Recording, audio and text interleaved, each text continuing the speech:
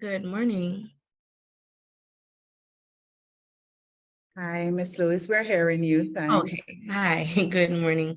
All right. So I am Shanti Lewis. I don't think I need any more introduction after that introduction. I'm going to just share a short presentation with you on the scholarship process because I think it's important that you know what the process is, and then we move into the expectations in terms of essay questions and or interviews.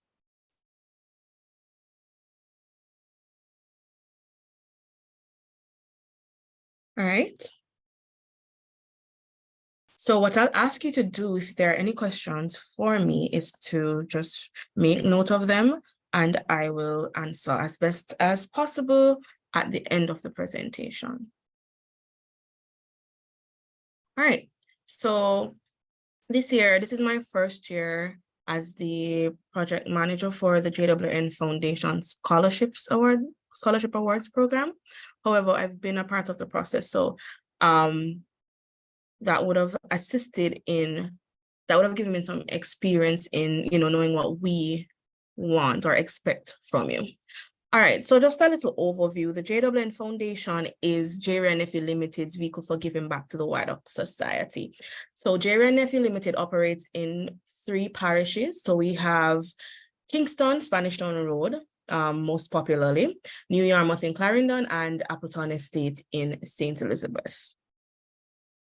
All right, so the foundation not only disperses scholarships, but there are a lot of other activities that we participate in. However, the guiding principle for the scholarship is to positively impact the communities in which we operate by providing financial aid to secondary and tertiary students who are looking to further their education, and also to instill a philanthropic mindset in our scholarship recipients and create opportunities for them to contribute to their communities through volunteerism.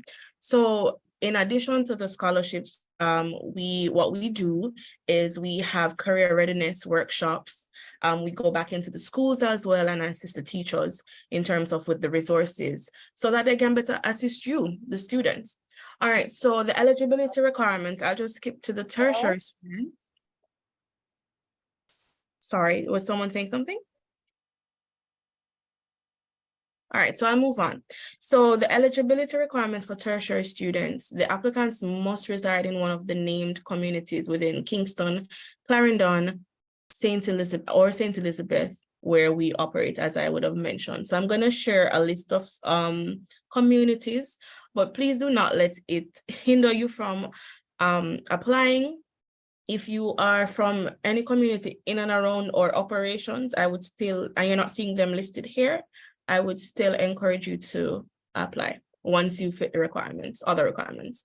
You will need to share a reference letter from an MP, JP, principal, etc. You will be provided with an essay question once the scholarship program is open. So that would be you would need to complete that.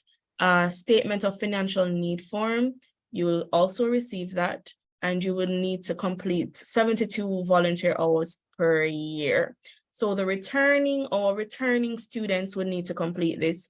And if you're awarded a scholarship, then the following year, as a requirement, you need to complete the hours. Maintain a 3.0 GPA or a B+ average or higher, and you need a recommendation letter from an academic advisor or professor. All right, so as I promised, here are the communities in which we look for our applicants. And again, as I mentioned, do not let it hinder you. All right, so we have 3 different awards categories: secondary, tertiary, special tertiary. So our tertiary students, for the purpose of this presentation, would receive $200,000, and our special tertiary, it differs. Master blend and humanities, I believe, is $450,000, and our Joyce Penn STEM bursary is $200,000. All right, so this year our scholarship will open on the 11th of June and we will close on the 7th of July. This is how you apply. You can do so via our website, www.jwnfoundation.org. There's a scholarships tab, and it's pretty easy, I would say. Click on that and you'll choose your category, which is the scholarship that applies to you, which would be the tertiary scholarships. Please read the requirements again and confirm that you're eligible, and then you'd be required to upload all documents. So it's right there on the website for you. And if you have any questions at all, you can definitely reach out to us at this email address, jwnfcommunityscholarships@gmail.com. And you can follow us on Instagram at JWN Corporate and on Facebook at J, Ray and Nephew. And you must be 18 years or older to follow. All right. So I am going to, let's go back. Stop sharing my screen. We weren't seeing the screen. Oh, I had asked if you guys were, sorry. Oh, we weren't seeing it. We didn't know you had you were sharing screen. I'm so sorry. We weren't sharing. I had a whole presentation. All right, let me just pull the information back up. Thanks. If you could share it again, yes, we'd appreciate it. Are you seeing it now? Yes, we're seeing it now. Okay. All right.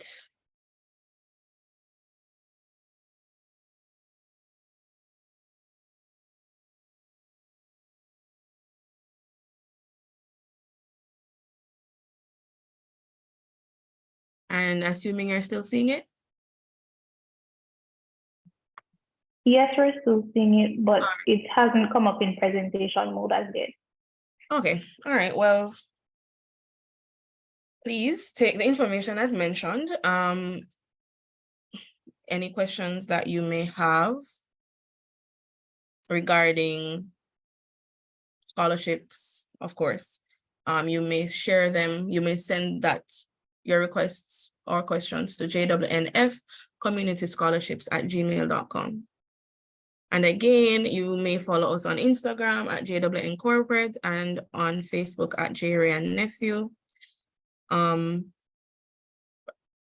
Would prefer if you send your request via email. It's easier to find there as opposed to sending a direct message on Instagram. That can get lost with everything else that persons are reaching out to us for.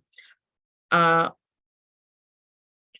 right, so I'm going to come back now. All right, so as I mentioned, just a small presentation on the applications process with regards to interviews and essay questions. So once you are selected, we'll invite you to attend an interview session. All right, so we vet your essays and followed by the shortlisting interviews, and then with the panel or panelists. So we have quite a few panelists from a broad spectrum. So we have a representative from the Ministry of Education. We have a union representative that supports J and Nephew. We'll have someone there. We'll have, of course, the representatives from J and Nephew Limited at that panel interview. All right, so for the interviews, one thing I would say is research. Please do your research. So a lot of times we ask, what do you know about the JWN Foundation? And our recipients aren't quite sure, what we do.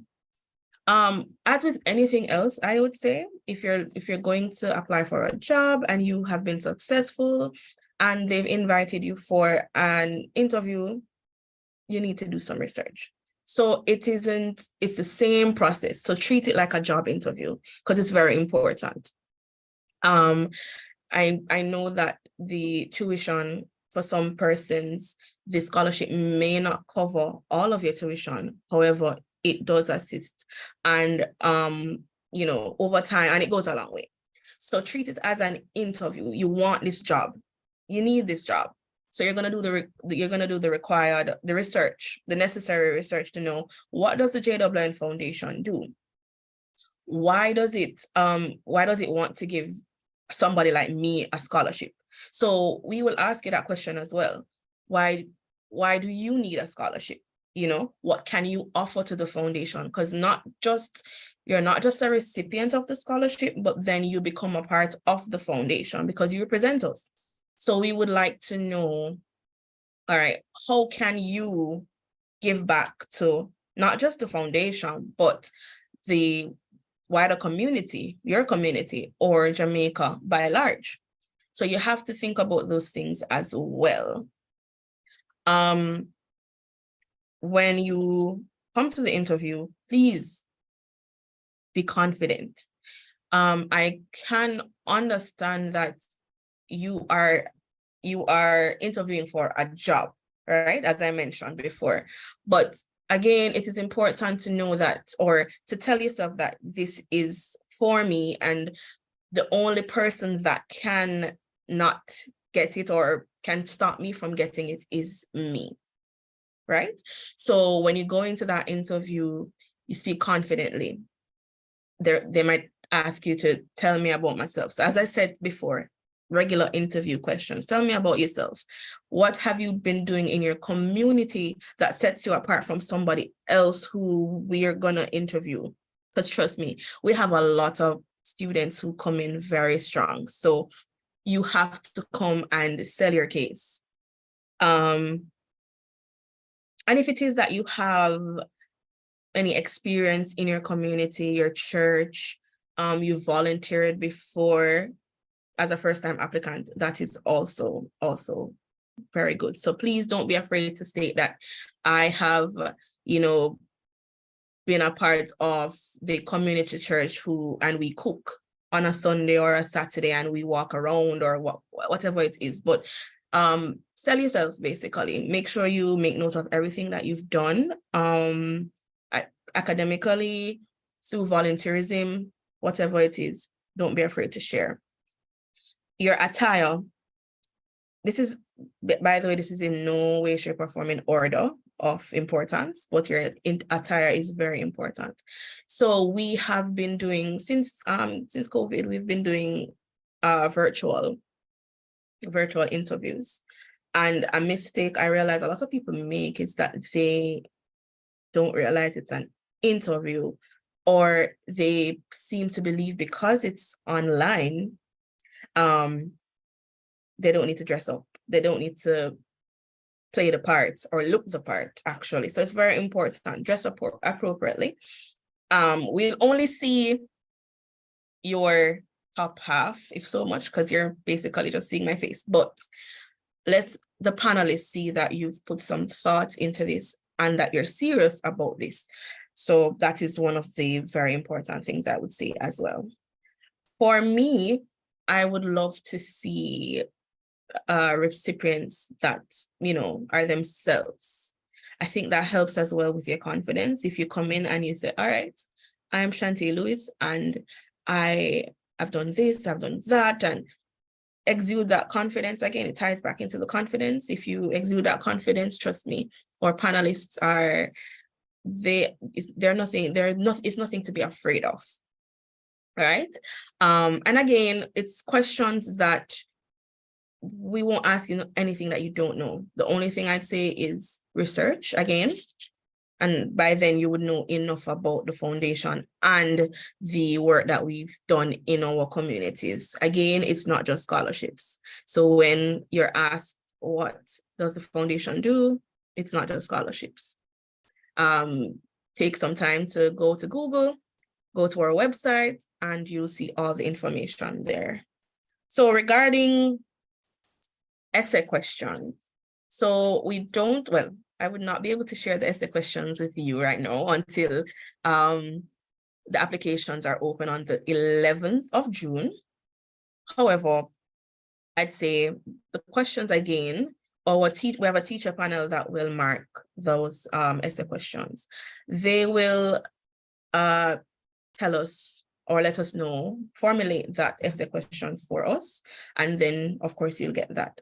But last year, I believe one of the questions was, if you were prime minister, you know, what change would you effect? And I think there's something else. We had another question about your choice of study and what contributions you'd be making to Jamaica, right? So again, it's all about research.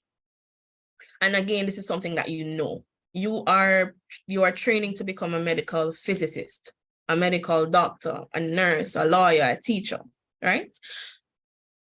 That work that you put in that paper, convince us, let us know that this is exactly what I want to do, and this is why I am doing it. You'd be surprised that you have a lot of applicants who we've asked them, all right, how,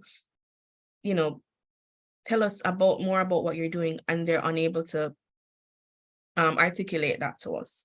So again, do your research, you know what you're doing, sell it to us, and tell us why we need to choose you as one of our scholarship recipients.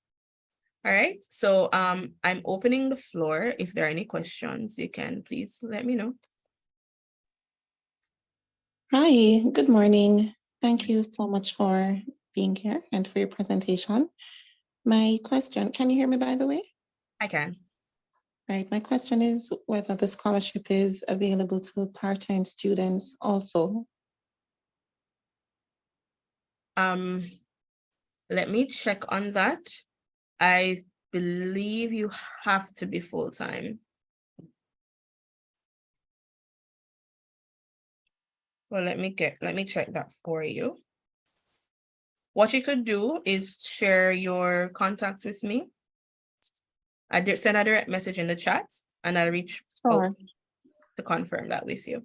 Sure. So there's a question in the chat, Ms. Lewis. Someone is asking if the scholarship is available for open campus students. All right. Can you give me some background re open campus? So that's actually, so the open campus is one of the campuses that's associated with UWI in general. Mm-hmm. Right. So instead of applying to MONA, the open campus is like another branch of sorts for UWI. But you are doing, for example, you're doing a bachelor's degree, right? All right. Yes, the person would still be doing a degree. It would just be for another campus, the same way that we would have the Western Jamaica campus, for example. Okay. Right. So it's the degree that matters and not the campus. That's correct. It doesn't matter. Remember that our scholarship recipients are from all over Jamaica. Well, 3 parishes within Jamaica.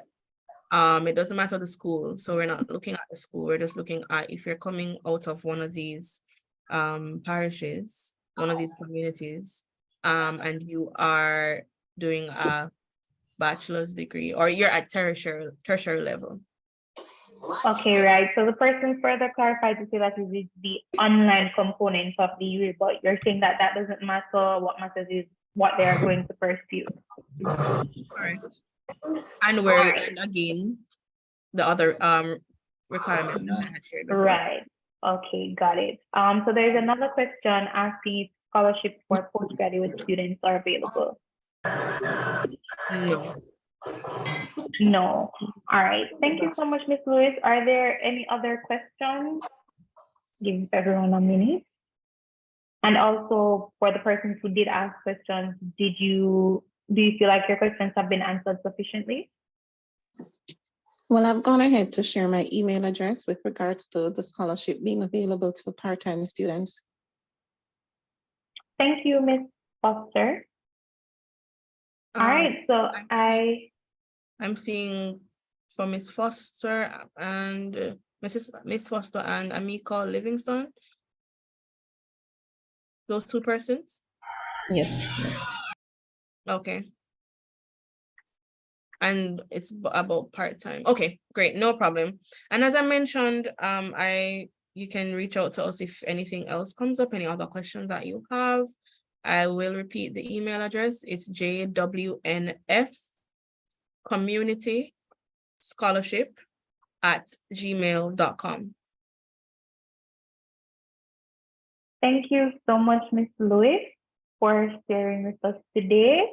I'm sure that we thoroughly enjoyed your presentation. And just to remind everyone of some of the key takeaways from our presentation, remember to do your research before your interviews, know the organizations that you're going in front of, be confident, ensure that your attire is up to par.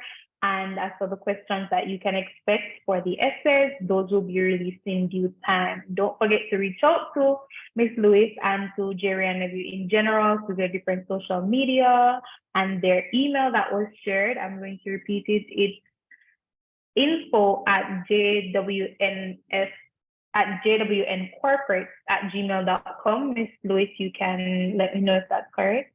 No, that's incorrect. So it's Could you repeat the email? Community Scholarship JWNS Community Scholarship @gmail.com. @gmail.com. Thank you. And could you repeat your social media handle first, please?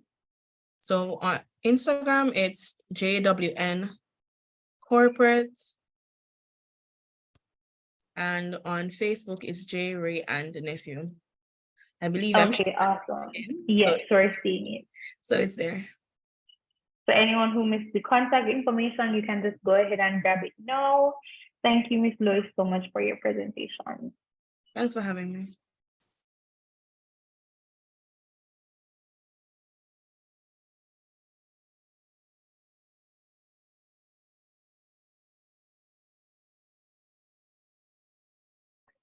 All right, and so we move ahead now to our second speaker, who is Miss Crystal Gail Williams.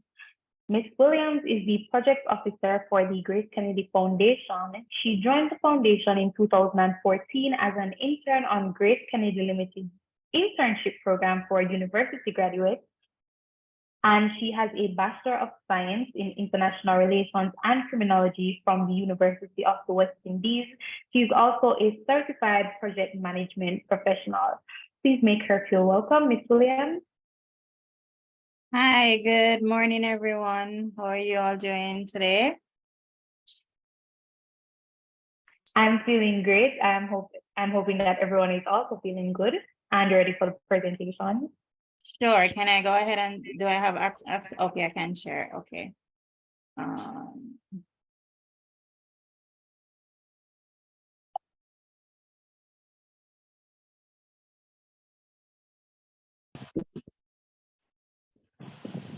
Okay, so today I'll be speaking to you about Grace Kennedy Foundation scholarships. Can everyone see my screen?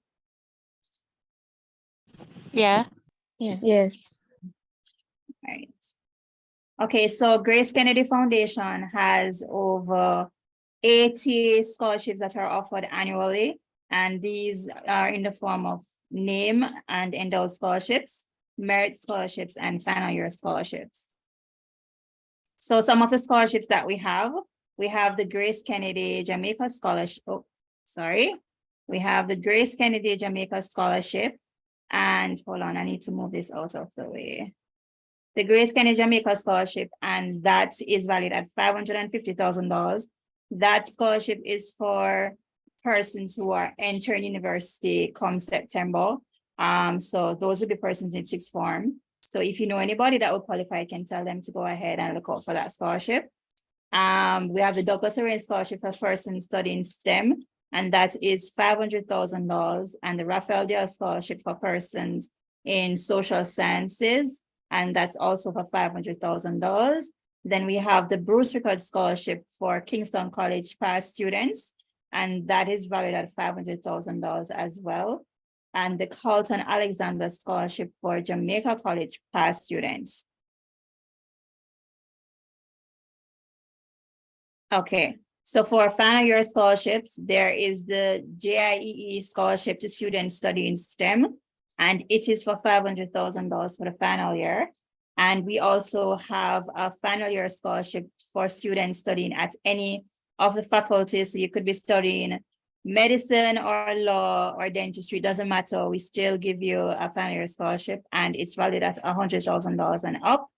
And we also have the Digital Institute Scholarship. I'm not sure if a lot of you are aware of it, but it is a new scholarship. It was instituted last year. It's valued as $200,000 for persons entering their final year at UWI in September. We just closed out the application period and did the interviews. So you can look up for it for next year. So the scholarship is unique in that not those students get a scholarship, but they also get the opportunity to intern at Grace Kennedy's Digital Institute, and for the summer and going into the school period as well, and with the possibility of having your internship extended to full-time employee at Grace Kennedy. So, and this is for persons who are studying digital related courses. So our merit and final year scholarships, who qualify? So shortlisted candidates. So once you're shortlisted for one of our named scholarships, depending on how you do in the interview, there are some cases where you qualify for a merit scholarship based on your need and your academic performance. So strong applicants who are not shortlisted, but also have proven need, we also consider them for merit scholarships as well. And for final year scholarships, final year for the final year scholarship was at $100,000. But as I mentioned before, if you're in any degree program, you qualify. So it doesn't matter what you're studying. You can qualify once you have the academic performance of a 3.0 GPA and above, and you submit all your application requirements. So what we don't fund. So we do not fund medicine, nursing, or dentistry, and we do not fund law. We do not fund engineering unless there is proof provided that the balance will be paid. So the exception is for the Bruce Rickers and the Carlton Alexander Scholarship. So if persons are on the government-sponsored medicine program, we will fund their tuition, but you have to have proof of this as well. So what we ask persons to submit is a financial aid declaration form with their scholarship application to prove how you're going to pay the remaining balance based on what the scholarship covers. So how do students apply? And I'm going to drop the link in the chat after the presentation ends. So applications are currently open and all applications are submitted online. So the application closes June 30th, and you must have a minimum of 3.0 GPA to be renewed. So our scholarships are not a one-time scholarship, with the exception of the final year scholarships. So once you have once your GPA is 3.0 or above, and you complete your volunteer hours, your 40 volunteer hours for the year, then you will have your scholarship renewed. And as part of the scholarship program, you do become a member of our GK Campus Connect program. So our general terms and conditions. So you must be a Jamaican citizen, whether that is by birth or naturalization, 23 years old and under. You have to be a full-time student, and you are required to get a reference from a tutor or a lecturer at the university. And I have to stress this because so for the reference on the platform that we are currently using, you're required to submit, you're required to send a link to your referee for them to fill out the reference so that you can submit your application form. So if you are interested in applying for any of our scholarships, I'm sure you know, start getting your reference in early so that you can finish your application before the deadline. So you will need to submit certified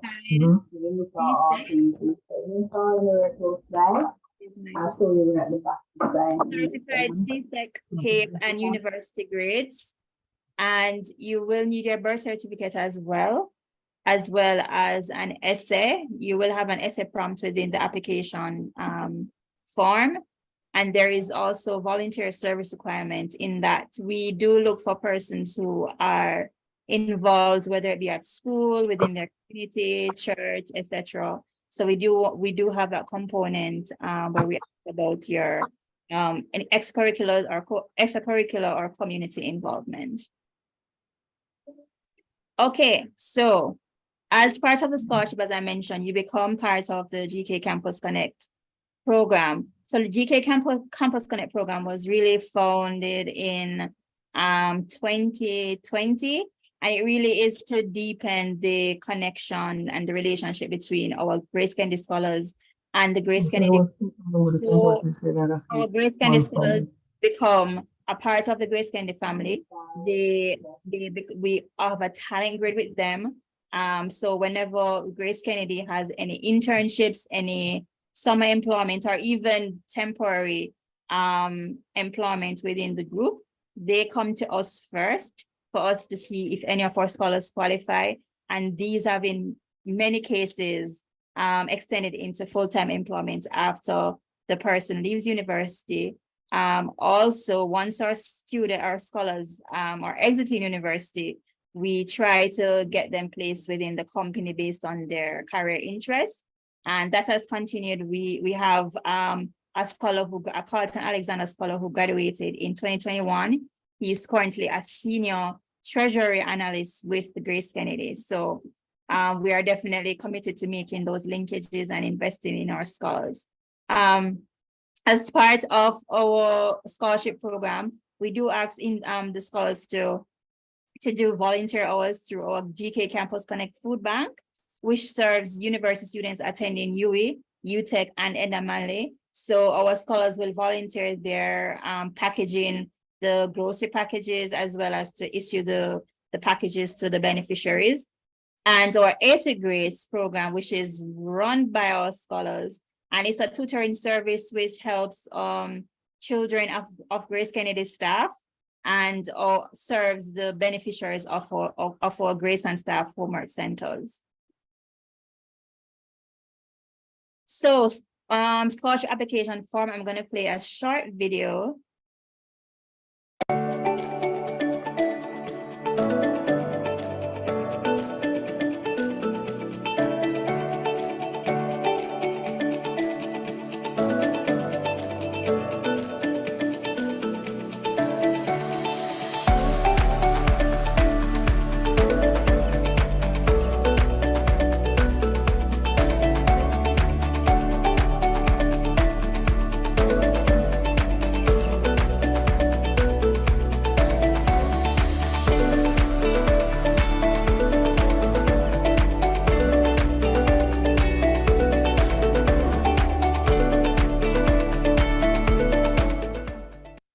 Okay, so that's the new scholarship application platform that I've been using as of this year. So it's very straightforward, very user-friendly.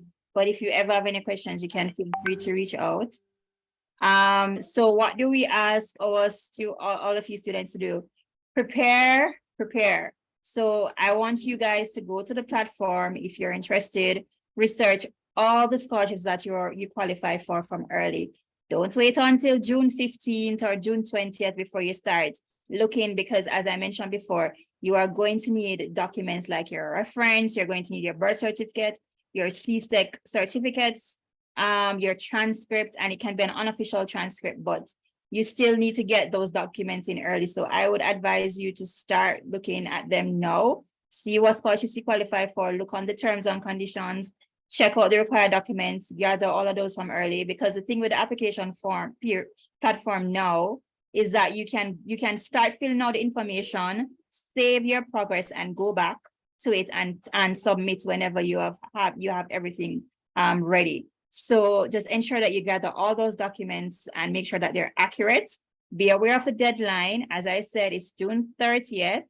Don't wait for the last minute to apply. So don't wait until June 30th you're applying and you're sending your referee a link for them to fill out the reference on June 30th, because they might not. And then you cannot submit your application without the reference. So you need to ensure that you get your documents in early. I know school is on break now, so you have some time. Don't wait until last minute. All right. So what are we looking for? So we're looking for clean, organized applications. So all of your documents are submitted on time, rounded individual, possessing leadership qualities and appropriate email and phone etiquette. So as I mentioned before, you can't submit application without your documents being submitted. But there will be people who are waiting until June 30th to apply, and then they might not have all their documents submitted, like the reference, for instance. So they're asking for, some leeway, calling at 10 p.m. or 4 p.m. on June 30th and, begging. We're not looking for those persons. We want persons to apply from early, right? So this is a little insight of appropriate email and phone etiquette. So once the scholarship period is finished, when we're, shortlisted, we do a pre-shortlist, which because we have so many applicants that apply, and they're all so great and so exceptional, and it makes the decision really hard. So what we try to do is, before we shortlist for interviews, we do a pre-shortlisting where we might call somebody who we really like because of their grades, their leadership abilities, etc.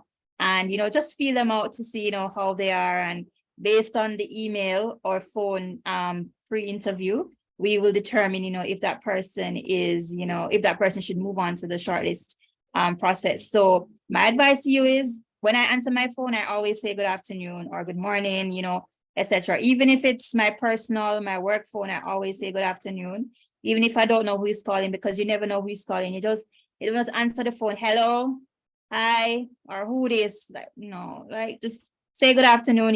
I know everybody is kind of skeptical when you're answering the phone and you don't know who is calling, but phone etiquette and email etiquette really goes a long way. Make sure that your email address is appropriate. So if you need to create a new email address for scholarship applications, go ahead and do so. Don't let it be, one of those where people are wondering who is really this person.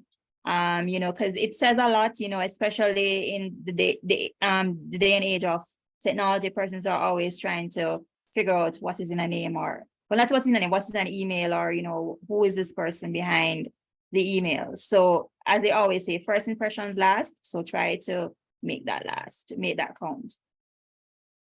Okay, so profile of a top of our candidates.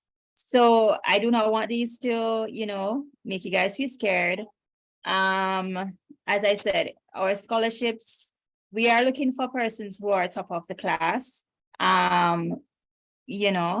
They should be getting 1s and 2s in CSEC and CAPE, excellent recommendation, strong leadership and social conscience, passion for learning and field of interest. So I mentioned these because we are looking for well-rounded students. So it's not just students who have academic performance, strong academic performance. A good recommendation can make or break you. So that's something that you should make note of. Make note of who you ask for recommendation. And strong leadership, you have leadership qualities, and you've taken up leadership roles in different ways, whether it be at school or at church or within your community, etc. We also want to see persons who have applied for student loan, because there are times, depending on what you're studying, you won't be able to cover everything. And so that is something that we do look for. So I do not want you to just look on the academic side to say that you're top of the class, because what if your CSEC grades might not be the strongest? Like, you probably have some 2s, but then your university transcript has a high GPA. So don't let it be too daunting for you, but just make sure that you can check off some of these boxes. All right. So this is this is our Grace Kennedy Jamaica Scholar.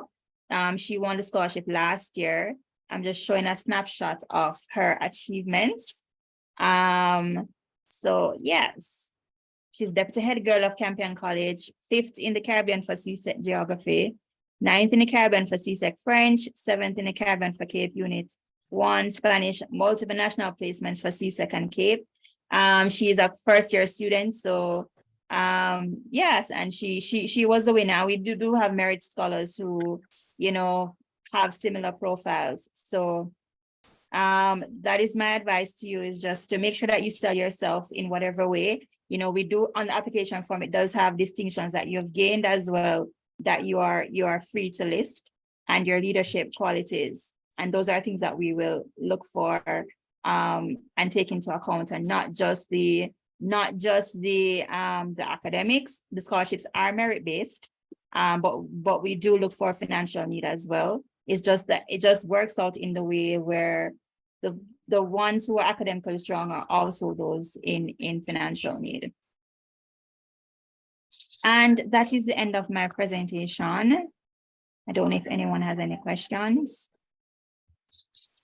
Yes, I see a question in the chat from Chelsea Buchanan asking if she can apply for more than one scholarship, and if so, can she use the same essay for both and the same reference for both? Okay, so you can apply for more than one. You can apply for as many scholarships as you qualify for. There is no limit. As long as you qualify, you can apply. You can use the same essay and the reference for both, but I think, for instance, the Douglas Arraign Scholarship, the reference is a different prompt than for the other scholarships. So it all depends. You know, it depends. But yes, you can use the same reference. You can use the same essay. Hopefully next year we can have the forms integrated where persons will just need to fill out one. We're still learning. We just went on this platform. You can just fill out one form, and it populates all the different scholarships that they qualify for. All right, thank you. There's another question. Someone is saying rather that they have 2 CXC certificates, and on the portal you can only upload one. How do they go about uploading? Zip your files, turn them into a PDF document, and upload them. There are softwares online that allow you to zip to merge PDFs. There's PDF Creator. You can use that. You can download it on your laptop or your desktop and use it. You can also zip your files. So that would be my suggestion to you. Use technology, guys. Indeed. So there's another question. Someone is asking, which GPA do you look at for renewing scholarship? So you must have at least a 3.0 GPA or above. So we're not going to kick you off if you don't have a 3.0 GPA, but I mean, we will in circumstances. I mean, you'll be on probation. Like, we're not going to kick you off as you immediately get a GPA on the 3.0, but we do want you to strive for excellence as much as possible. And what the relationship that we have with our scholars, if they are facing difficulties during the semester, they will always reach out and let us know, and we work with them to see how best we can, you know, alleviate anything that they're going through. Maybe it's stress. We can, you know, afford to give them a little extra cushioning wherever, you know, so yeah. I didn't hear clearly. The minimum GPA is 3.0 to be renewed. 3.0, yes, not 2. To be renewed, 3.0. So for our scholarships, to be considered, the minimum is 3.0 as well for you to apply. Of course, as you can imagine, persons with a higher GPA will, depending on their other qualities, might get an edge. Is a Rafael Diaz scholarship specifically for students in business department? So it is for students. So we do for social sciences, for most of the majors in social sciences. So for management studies, I need to double check, but I don't think we do. So let me just bring up the terms and conditions for it. Terms.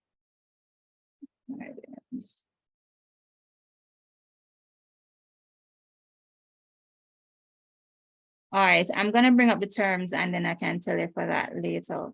For the education background, where we are to list our previous institutions, are you looking for secondary schools only?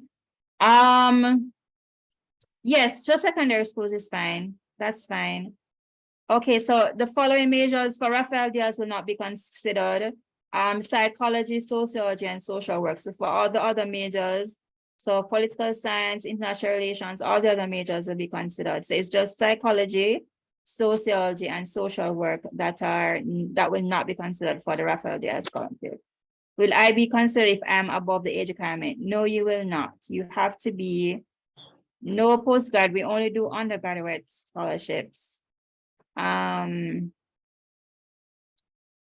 you have to be 23 years and younger to qualify for the scholarship. Should I bother still applying since I'm a part-time student? We don't do scholarships of part-time students, unfortunately.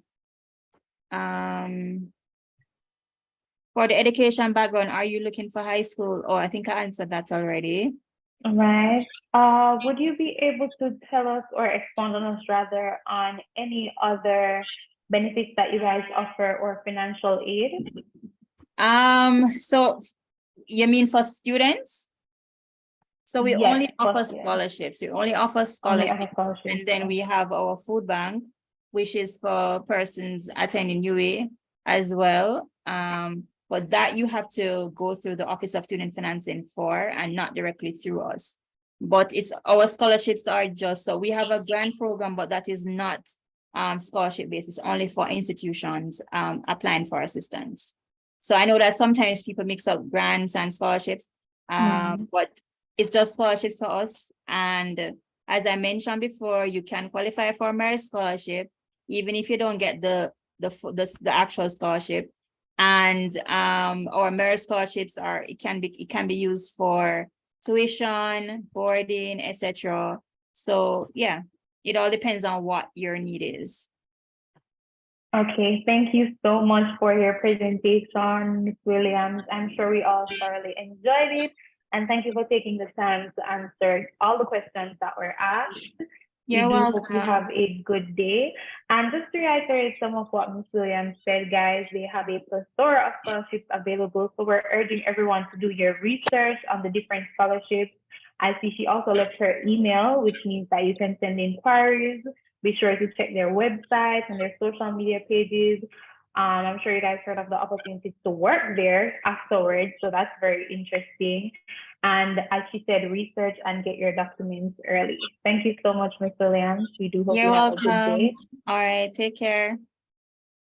Awesome. And so I hope everybody is doing well, still engaged, still focusing. We're going to be heading into our final speaker for the day now, who is actually Mr. David Salmon, a Rhodes Scholar, which I'm sure some of you might have seen in the news. He recently actually brought the Jamaican flag during the coronation that was held in England. So Mr. Salmon, who has been guided by his grandfather's maxim, the word can't does not exist, remove it from your vocabulary. He has sought to take on new frontiers with confidence and determination. When he first stepped through the gates of the UWI Mona, David was a student of the Faculty of Law who just graduated from his alma mater, the Wolmer's Boys School. Little did he know, however, that at the time, law was not his final destination, and less than 2 weeks after starting, he decided to transfer to the Faculty of Social Sciences to pursue a Bachelor's of Science in Public Policy and Management. The decision changed his life, and David has never looked back. Excellence has always been a defining quality for him. He received the coveted UWI Mona Open Scholarship and has represented the University of the West Indies at the Harvard Model UN competition, which was held in Boston in 2022. He is a prolific writer and award-winning journalist who frequently published articles in the Daily Gleaner. He is eager to make his contribution to national development. Since January 2021, he has served as the Regulations and Certification Committee Chairman of the Board of the Early Childhood Commission. In this position, he successfully advocated for the declaration of the Year of Early Childhood Development, which was made by proclamation by Governor General Sir Patrick Allen in January 2022. He started pursuing a Master of Philosophy in Development Studies at the University of Cambridge after receiving the HRH Prince of Wales Scholarship. So let us all make Mr. Salmon welcome.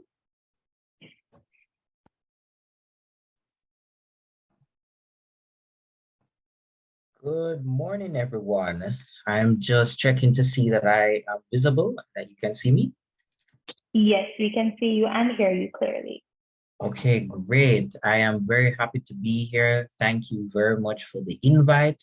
And we're just going to get right into it. So I was asked today to share some tips as to what is needed for a successful scholarship application.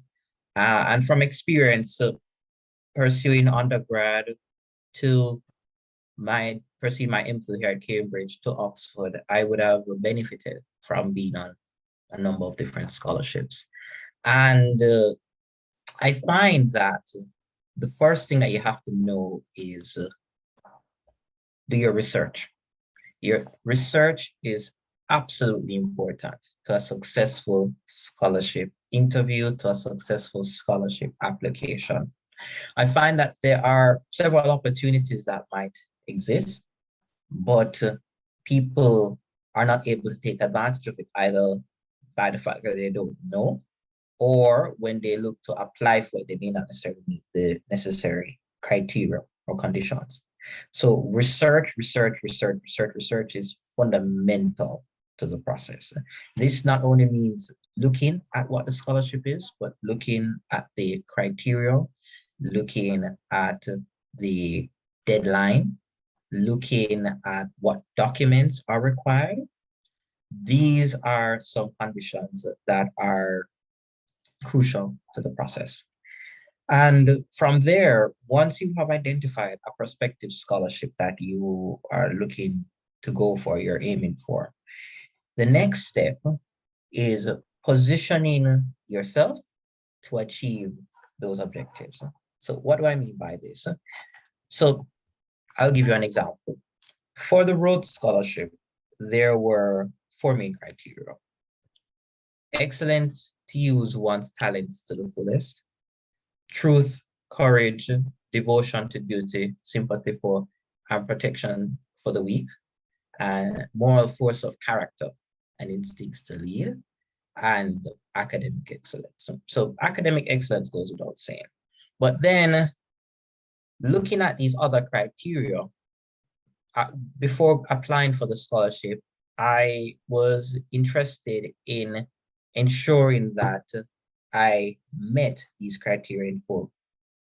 So I did activities, for example, writing. So I wrote religiously for the newspaper, the Gleaner, because 1, it was a passion of mine, and 2, by doing this, I can demonstrate energy to use my talent to the fullest. So that's what I mean by positioning yourself is important. Looking at what are the criteria for the scholarship, and then looking at how can your skills, how can your expertise, how can your experience then prepare you for this scholarship? And how can you prepare yourself to go and apply for this scholarship? So researching the opportunities and then positioning yourself. Another thing I would say to you is to start from early. So what sometimes happens is that you may see an opportunity, and if you're early enough, you can prepare. But sometimes you might not necessarily be early, so it becomes a rush to get documents in place or to go and improve the grades or whatever the case is. So I would say start early.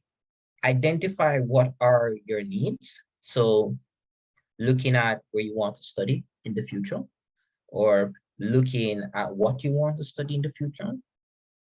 And from there, work backwards. So if you are interested in, let's say, pursuing a master's in the United Kingdom, and you are a first-year university student, a second-year university student, or even a high school student, you start early and you say, okay, I want to pursue a master's in the United Kingdom. What are the scholarship opportunities that are there that I can go and take advantage of? And you start making a note of all these opportunities, and then you list them. And then you look at criteria that you need to meet.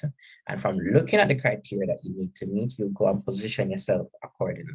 So starting early allows for you to plan, and you can have plan A, plan B, plan C, plan D, etc. But it is important that you start that process early. And once you start that process early, you will also be able to take advantage of opportunities that may come along the way, because you know what you're interested in going for or what you're aiming for. And then now, since you know what you're aiming for, you can reposition accordingly. And all of this that I've said to you occurs before you even go into an interview. So you research the opportunities. You look at your positioning yourself. Look at how to position yourself. You start your research process from early, and you have not even gone into an interview. If you fail to plan, you plan to fail. So pre-interview, I would suggest everyone who's here how to look at the plan is going forward. Ships are concerned. So, done your planning, application, you'll be listed for this. What is the next step? How do you prepare for it? And this can sometimes be daunting because I'm cognizant of the fact that interviews can be a very threatening, very scary experience because you are focused on getting this panel or this individual to be impressed with you that you may, and it's natural to be nervous. Well, what I would say is someone who has several scholarship interviews and also someone who has interviews on panels for interviews. What I'm going to share it from both. So has been a successful interview for a scholarship. What we're interested in is authenticity. Looking at saying your statement so matches who you are. I would suggest you when you prepare statements, don't forge any statement. All right, it should be authentically you. Once it is authentically you, and you can demo who you are in this scholarship review, then you are likely to be successful. I'd share that is shared being a scholarship. Really, that's from the perspective of the so interviewer now. Interviewers looking at whether the person that I'm investing in or investing these resources in are authentic, whether they meet criteria. So don't be thinking that you're in this scholarship interview. That's if you are a UWI, what do? Firstly, it's a statement. Know your statement.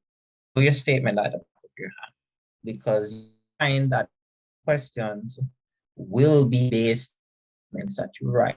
So say, for instance, that what is your greatest challenge? And I'm sorry, a bit of an part, not hearing it again. If you your greatest challenge is, let's say, living in a single parent household, and this was particularly challenging because of the absence of resources or whatever the case is, and you write that on your statement, chances are it is going to be asked in an interview. So what sometimes we look at, how can we be the best candidate? And we go to the extent of overselling certain circumstances. I would suggest to don't do that. Because if you're genuinely deserving of it and you have written a compelling statement so much that you're shortlisted, then at that point in time, it's now is this person and are they authentic? That is absolutely important. Another thing I've oftentimes noticed is that people, you're waiting in an interview and you are interacting with different individuals, if it's a physical in-person interview, and you start to measure your experiences versus other people's experiences. That is a terrible approach to adopt when doing a scholarship interview. How I like to view it is all of you are shortlisted for this scholarship. And if all of you are shortlisted for this scholarship, everyone has an equal opportunity of being selected as a scholarship recipient. They would have shortlisted you because they would have been interested in what you are in comparison to someone else who are shortlisted. You all have unique skill sets to offer them. So then going into that interview, the question now is, how can I authentically bring across what I have to offer? Is really what the scholarship interview is about. So what I would say is, in the interview, know the statements, know who you are, ensure that your statements accurately reflect you. And then from there, you go and represent that in the interview. Not all scholarships have you doing an interview. Some scholarships have you doing a personal statement. So how do you maximize a personal statement? First thing I would say to you is this: do your research on the scholarship, because chances are the scholarship may be named after a founder of a company, or it may be a student who meets certain qualities, or it may be from an organization that has certain core values. Do your research on the scholarship itself, do the research on the organization that is offering it. Look at the history of the scholarship, because that can inform you as to what sort of content they're interested in. So I can give you an example. I sat on a panel of a scholarship, and the scholarship was named after an industrialist in Jamaica. And there were 2 candidates that were shortlisted. There were around 4 or 5 candidates that were shortlisted, but 2 really stood out. And what really separated the individual who was the first preference for the scholarship was that when we asked her, do you know who this scholarship is named after? She said yes, and proceeded to give us an entire rundown, us being the scholarship panel, an entire rundown of who this individual was, their background, their work in the private sector, what they have even written for the newspaper. So naturally, we were very impressed. It so happened that there was someone else who needed the resources. And there was this person who clearly was better interviewee. And in truth and in fact, both of them got the scholarship. And I say that because normally what you would think, okay, but if the person who needs it more, if there's someone who needs it more, then that means that I may not get the scholarship. Not necessarily the case. If you do your research and you're able to demonstrate that you know this scholarship, and this is not something scripted here, so don't go in with a script, but just go in with the knowledge of the scholarship and why you're applying for the scholarship, who the scholarship is, or what is the scholarship about, which companies do it, what are their values, and showing authenticity, you will find that it will be very difficult to justify not giving the scholarship. So we gave it to both, 2 persons that year, just because that there was one person who really needed it, and then there was another person who did very well. So no, even though this is going back into the interviews, your statements are similar. However, unlike an interview, which is you can ask a question, provide feedback and back and forth, your statements are concise and are meant to get to know the character of who you are. So I would say this: superfluous language or language that is not efficient, drop it. People don't want to see someone who is worthy. People want to see how you meet the criteria of the scholarship that you are applying for. Because the chances are, if it's a big scholarship, you have many people applying for it. So they're not going to go and say, this scholarship statement could be written by a Nobel Prize winner for literature. People are not going to think like that. People are going to think, okay, I have 50 of these to read each day, or 50 of them to go through. All right, when I'm shortlisted, who meets the criteria? All right, my criteria is, let's say for argument's sake, sports, academics, okay, sports, academic are good candidate, that's it. So you shortlist from there because there's just so many of scholarships to deal with. So be concise, be efficient with your language. Really. Additionally, another thing I would say is people sometimes undervalue their experience. So you may be thinking, oh my, I'm 19, 20, 21. I haven't really been working. I haven't worked because I just came out of high school. I don't know if I have the experience. You have experience, I can assure you. If you do a club in your high school, one club, and you did it well, that's experience. People look at it, it's extracurricular involvement. So if you meet the grades and you have this additional work, that's perfect. You don't need to be, it would be nice to get work experience, but I'm not going to say that work experience is what differentiates those who get a scholarship versus those who do not. Look at what you have. If you volunteer in your community, that's brilliant.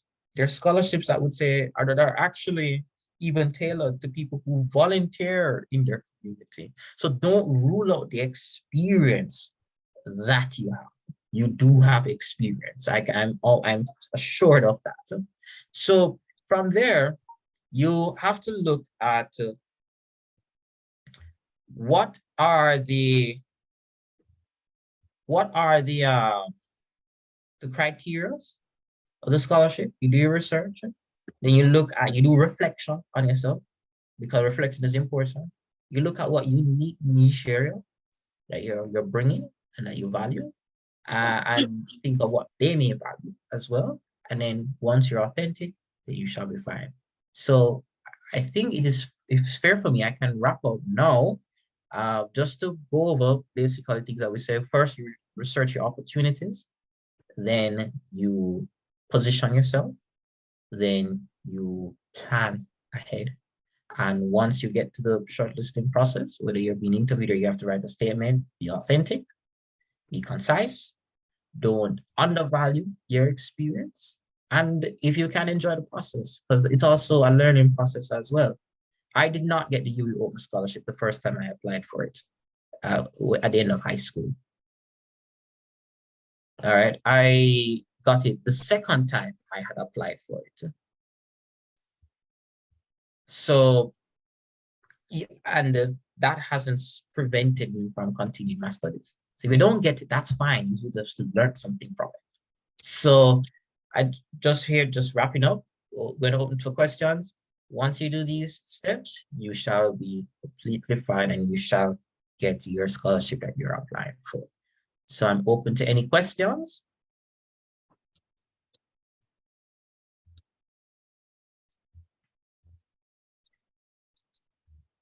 Thank you, David. So does anyone have any questions to pose to David? Someone is asking when is the deadline for application. I'm not sure that question is for you though. Good morning. Good morning, someone speaking?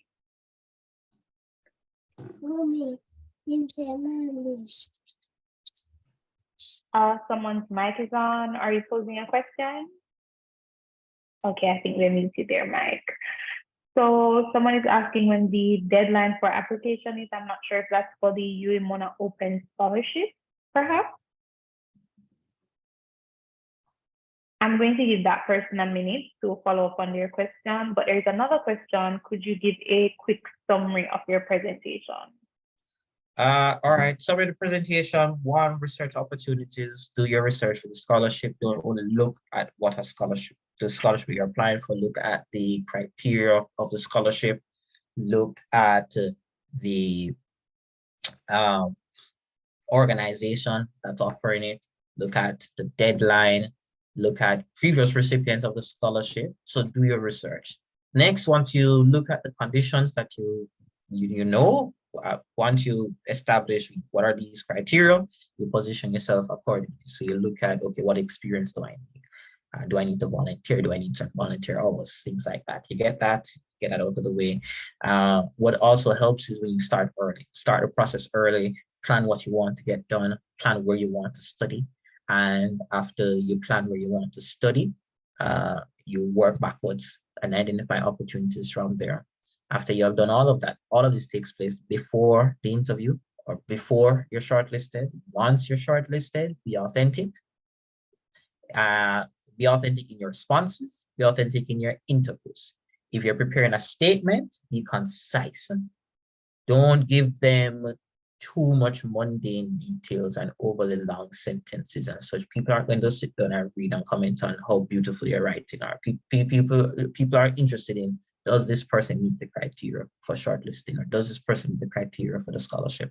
So be concise. Another thing I didn't share earlier, but I can share now, is also speak to people who have received this scholarship before to know what they did, what was successful for them. Don't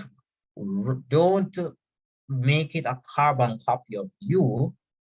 Allow it to provide you perspective. And then once you get that perspective, you provide your own niche. But speaking to previous recipients of the scholarship is helpful. To answer the question, I don't know if UWI still offers the open scholarship now. I know that the open scholarship was paused a few years ago because of COVID and the absence of resources. So I don't think it is currently being offered at this moment. And the Commuting Students Office has actually shared that you can check the Office of Student Finance's website for more information on whether or not the open scholarship is available now, and if so, when the deadline is.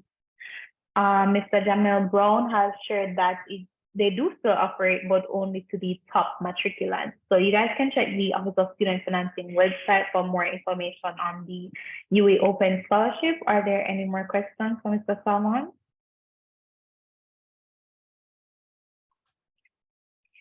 All right, not seeing any more questions.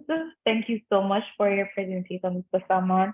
I'm also wondering if you could answer my question. Tell us a little bit about what it was like, your recent experience, which I'm sure a lot of us would have seen on the news, attending the coronation recently. Before I share that experience, there's a Sabrina, I see a question in the question chat. here that says, can you kindly assist interested applicants with mock interviews should they be shortlisted? Okay, good question, Gabriel. I honestly wouldn't want to commit to that because I really don't know what my time is going to be looking like in the next few months. To give you an example, it's 6:31 here in the evening for me here in the UK, and I just submitted a dissertation, a 12,000 word dissertation worth 25% of my degree marks. So, and the next few weeks or months is going to be just like this. So I'd love to, but I honestly don't think it would be fair if I could make that commitment and not be able to honor it. What I would say is you could reach out to me on Instagram. I can share my Instagram name here. You could reach out to me on Instagram if you have any questions. I would try as best as possible to respond. If not, you could send me a follow-up message maybe after a week or so, because normally if I don't respond immediately, I would see the follow-up message to know that, okay, I can go back to response. I will share that, but I don't know if I will be able to comment and provide feedback on everyone who may reach out for it. So my Instagram name, yeah, I'm just gonna type it here in the chat here.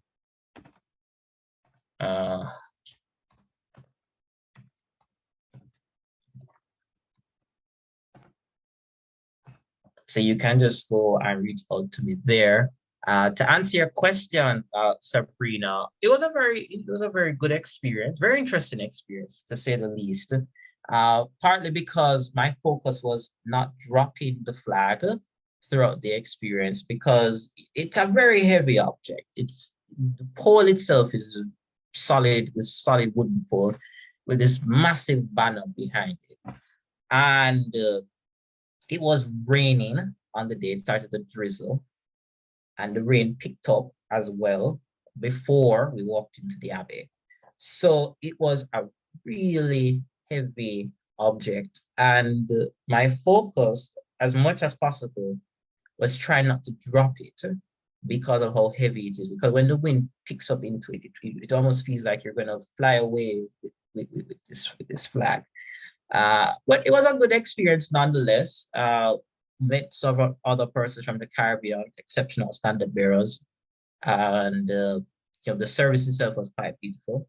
I know it's a very controversial topic, given that we are moving on, and it is a position that I have personally supported for years, the idea of becoming a republic. How I view this is that it's a period of history that I'm interested in participating in.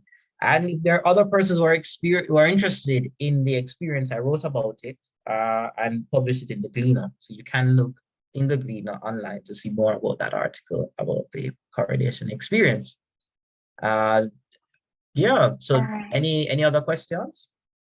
I'm not seeing any in the chat. Does anyone have any other questions for David? Yep, anything, ask away. All right, so no questions here, but I'm sure if someone said they are so proud of you. Awesome. Thank you very I'm much. sure we all share the same sentiment. So thank you so much for sharing with us today. I guess if anyone has any other questions, they can reach out to you on Instagram. I see you shared your IG handle, David Salmon JA. So you guys can reach out to him there. Thank you so much for coming and for sharing your tidbits and your experience. It is very appreciated. And I see that we're getting some more comments on how authentic the presentation was and how much we loved it. Further thumbs up. Actually, someone is stopping us with a question. You can go ahead, Yes. Gabrielle. Okay. In the event that someone gets shortlisted, right, and they're supposed to physically attend an interview, could that be manipulated where the interview is conducted online? Should the person be abroad and not in the country? That depends. Each scholarship is different. I'm not going to say it goes for all scholarships. For the Rhodes Scholarship, I had to fly back to Jamaica, which was helpful because I had graduation the week before. So I just flew back one time and that was it. So I had to fly back to Jamaica for that scholarship. But other scholarships you might be able to do it online. It really depends. It's a case-by-case basis, which is why I suggest you read up about the scholarship, read about the criteria. If you have questions, reach out to them as well, because I can guarantee you most people are not going to contact them on the scholarship if they have questions. You know, it's always, people sometimes think that, you know, so many people are going to be contacting them, and then so many people think that so many people are going to be contacting them. No one contacts people to ask for further questions on it. So I don't know, I can't speak for all scholarships, but you use discretion, case-by-case basis. If you have questions about the scholarship, you need to attend an in-person interview, then ask the questions.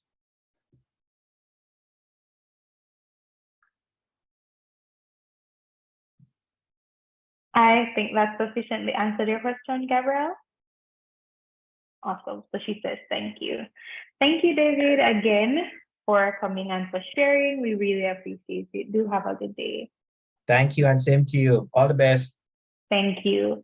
All right, guys, so we're winding down now. That was our last presenter for the day, but I'm going to open the floor again to any further questions that you guys have. Generally, after everything that was shared today, if you want to share what you learned today, that would be good as well. And in the meanwhile, while you think about your questions and the feedback that you're going to give, just a few points of information. So the Office of Student Financing wasn't able to join us today, but if you weren't at yesterday's session, you'll be able to watch the recording, the 1-minute video of the person from Office of Student Financing speaking on the Instagram for UWI Commuting students. Just need to ask them to drop the Instagram handle in the chat so that everyone can see it. So you can check the page later on today or possibly tomorrow for the video and hear what the Office of Student Financing has to say, as well as visit their website. Ms. Lewis, who presented earlier from JRA and Nebula, also shared that the persons who were asking about the part-time students, unfortunately, the scholarship won't be available to part-time students, but I'm sure you can check some other scholarships. That's all the info that I have to share. Were there any other questions that anyone has, any feedback?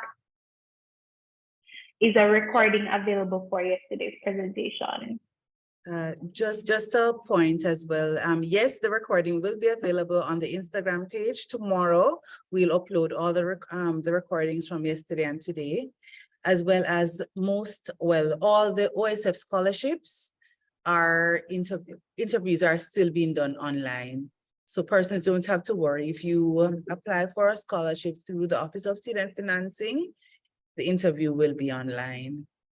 OSF also wanted us to know that the UE Open Scholarship will be awarded to the matriculant. So we only have one UE Open Scholarship at this time.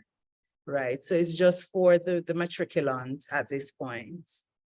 And for those of you who are in high school and you're unaware, the top matriculant is the person who enters the university in the upcoming year that has the highest grade. All right, In so essence. point from OSF is that the Guild offers part-time scholarship through the Office of Student Financing. So you can definitely apply through OSF for the Guild part-time scholarship. I see someone has their hand raised. Miss Livingston, do you have a question? You can go ahead. Good afternoon. I do have a question. I heard some comments just now about part-time scholarships. So I've been on the OSF site, and it's rather difficult to navigate in terms of finding what scholarships are part-time and full-time. And as a part-time student, it's rather discouraging to go on every single scholarship that you see and to be seeing full-time scholarships. It seems as if 99% of the scholarships are strictly for full-time students, when part-time students have a hard time financing their education, which is why we opt for part-time to begin with.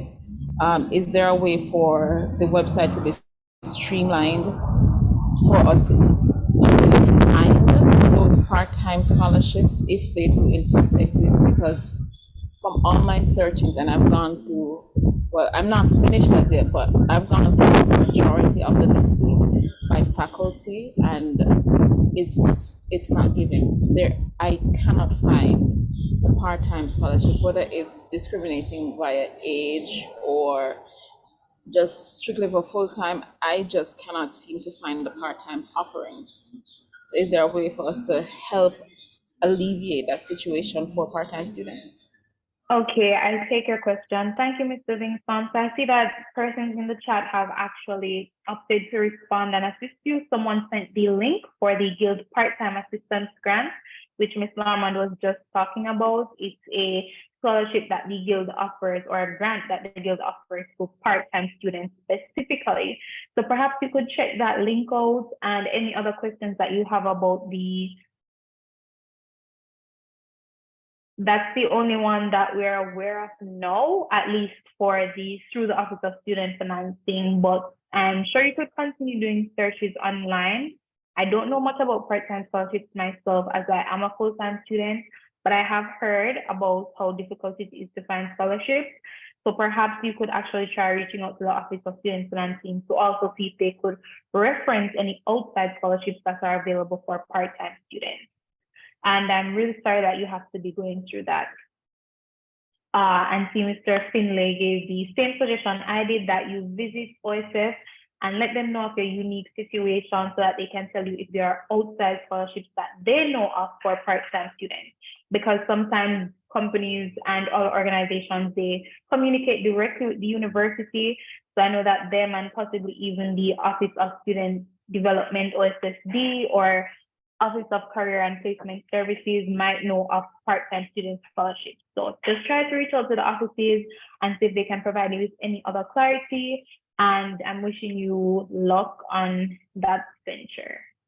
Awesome. You're most welcome, Ms. Livingston. So if there are no other questions, I'm going to thank everyone for joining us today. Special thanks to the UWI Mona Commuting Students Office and their SSDM, Ms. Larmon, who put on this initiative, as well as Mr. Jamel Brown, who has been spearheading it, and all other organizations and parties involved. It was my absolute pleasure hosting for you guys today. I certainly hope that you learned a lot from the session about doing your research and putting together your statements and being well prepared for your interviews. I know how challenging and discouraging at times the scholarship journey can be, having gone through it myself. and you might not always have like persons to speak to about it. I know when I was going for my scholarship, I didn't have anyone to talk to, and it was in COVID time, so felt even further isolated. With that being said, there are persons here who are providing resources. Many persons today left their contact. The Commuting Students Office have made themselves a tool, Mr. Jamel Brown. And I'm going to actually leave my Instagram in the chat. And if any of you want to reach out personally and you're looking for some one-on-one support or advice, I'd be more than willing to help. I do hope that everyone has a good day, and thank you guys for joining us today.